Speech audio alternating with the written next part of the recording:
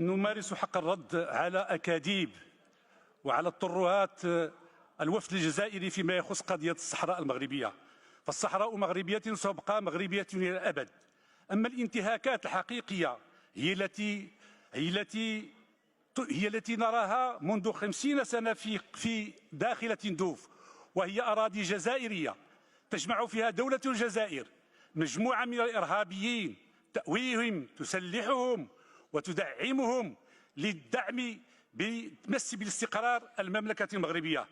السيد الرئيس، إن رئيس مجلس المستشارين الذي تكلم أمامكم فهو ابن هذه الأقاليم، وصل إلى هذا المنصب عن طريق انتخابات نزيهة شارك فيها الصحراويون المغاربة بنسبة كبيرة بديمقراطية كبيرة. إذن هذا هو الديمقراطية، أن الصحراويون يعيشون في أقاليمهم. وإذا قارنا مدينة العيون ببعض مدن هذه الدولة التي تتبجح بحقوق الإنسان فالواقع أكبر من ذلك. المملكة المغربية اختارت الوضوح واختارت بكل تقدير ومسؤولية الشرعية الأممية، وجعلت مبادرة الحكم الذاتي تحت السيادة المغربية هو الأساس الوحيد والأوحد لحل هذه النزاع المفتعل. هذه المبادرة التي تحظى بجل العالم، جل القوة العظمى تحظى بهذه المبادرة.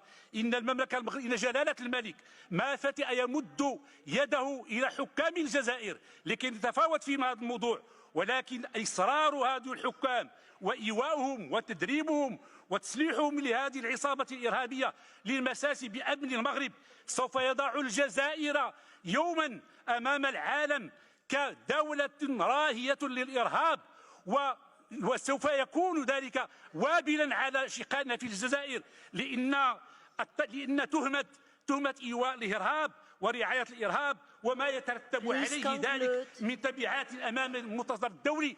وتذكروا جيدا أنكم كنتم في جبهة الرفض، وكنتم ومصير جبهة الرفض تعرفونه، وكونوا على يقين أن الدور عليكم إن شاء الله.